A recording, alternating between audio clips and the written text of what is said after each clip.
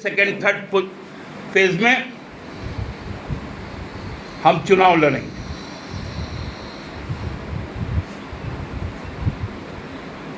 किसी के कृपा पात्र होकर हम लोगों को राजनीति नहीं करनी। आपको आपका 144 सीट मुबारक हो। फिर भी आपको जरूरत पड़ेगी विधानसभा का, जब आप दस्तक करेंगे विधानसभा के दरवाजे पर, तो इतनी ही सीटों की कुंडी हमारे हाथ में रहेगी, क्योंकि वहां बहुकोणीय मुकाबला है। कोई भी निश्चिंत नहीं है। हम लोग अभी तक इंतजार किए थे आज तक, लेकिन आज के बाद स्थितियां बहुत स्पष्ट हो गई। अब हम पूरे दमखम के साथ वहां चुनाव लड़ेंगे।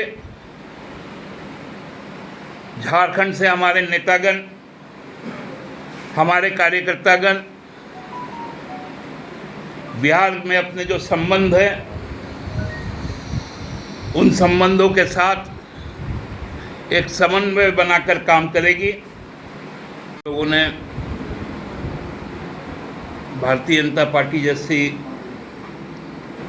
सांप्रदायिक शक्ति को और जदयू जैसे नकारात्मक शक्ति को एक मुश्त परास्त करने के लिए हम लोगों ने ये निर्णय लिया था कि बिहार की जो लोगों की बेरोजगारी है, युवा हताश हो चुका है, महिलाएं असुरक्षित है, किसान त्राहिमाम कर रहा है,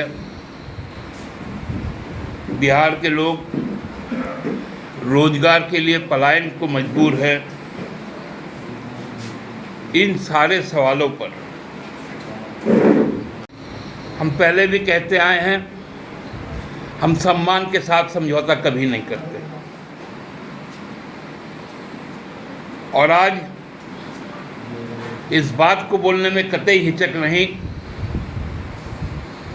कि राजद द्वारा जो राजनीतिक मक्कारी की गई है,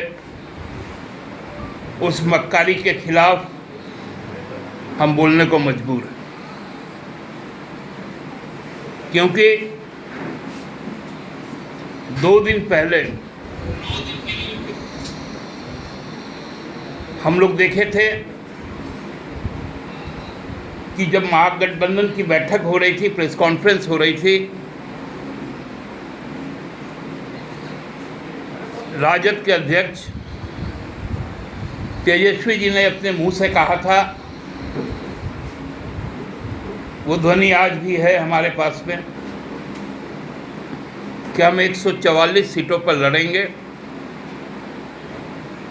जिसके तहत हम झारखंड मुक्ति मोर्चा, जिसका नेतृत्व अभी मुख्यमंत्री जी हेमंत सोरेन जी कर रहे हैं, उनको अपने साथ रखेंगे। हम लोग आदर करते हैं लालू जी का, सम्मान करते हैं और शुरू से करते आए, आगे भी करते रहेंगे। लेकिन लालू जी के लिए भी आज सवाल ये है कि आप सामाजिक न्याय की बात करते हैं, आप सामाजिक न्याय के तहत राजनीतिक भागीदारी की बात करते हैं, तो बिहार के संबंध में झारखंड मुक्ति मोर्चा के लिए आपका सामाजिक न्याय और राजनीतिक भागीदारी की बात कहाँ गई? ये सवाल तो बनता है ना।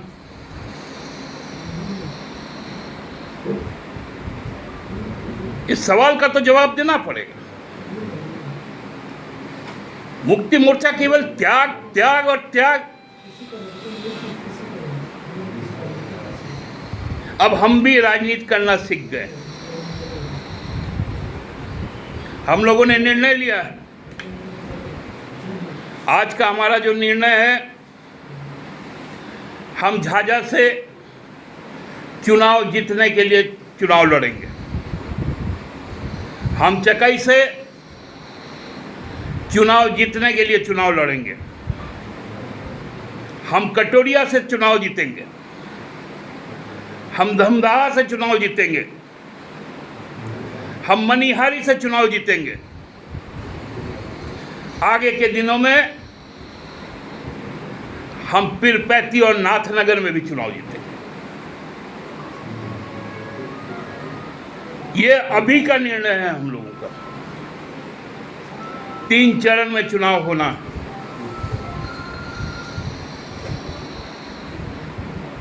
हम लोग अपने संगठन के साथ में बराबर संपर्क में, हम अपने कमिटमेंट के साथ हैं। हम जिन मूल्यों पर चलते हैं उस मूल्य से हम भटकते नहीं। यहाँ पर हमने कहा यही कि हम जानते थे कि उनकी राजनीतिक हैसियत भी उतनी नहीं है, फिर भी उनको दिया बांटने के लिए एक प्रतिनिधि उनको अपने साथ रखा है। हम अपने रोशन किए हुए घर को हम कभी अंधेरा नहीं होने देंगे। आपको नहीं लगता इतना उदारवादी दिखना कभी भूल होगा? हम लोग तो देखिए आदिवासी मूलवासी लोग हैं। हम लोग थोड़ा बेवकूफ़ किस्म के ही लोग होते हैं।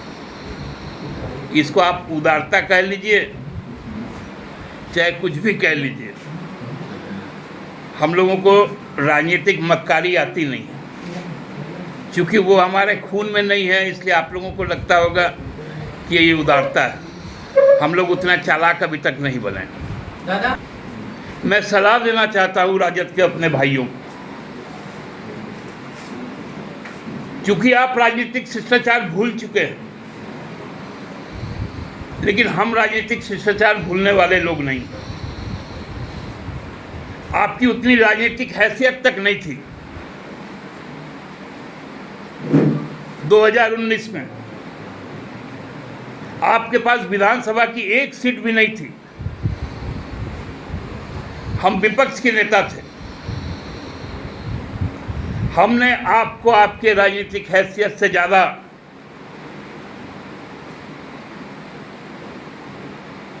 लोकसभा में भी टिकट दिया और विधानसभा से भी टिकट दिया।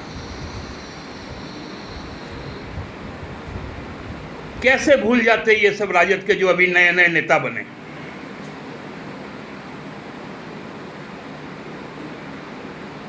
कि कम से कम जो घर अंधेरा था उस घर में दिया जलाने की कोशिश हम लोगों ने की। जो एक उम्मीदवार जीता, ससम्मान उनको हम लोगों ने मंत्री बनाया, और जो बुझा हुआ प्रदेश कार्यालय होता था उसमें एक दिया जलाने का काम था। ये हेमंत सोरेन जी की, गुरु जी की ये त्याग है कि हम अपने लोगों को बुरे दिन में नहीं छोड़ते। और आज अच्छे दिन आने के केवल सपने देख रहे हैं लोग और राजनीतिक मर्यादाएं भूल जा रहे हैं।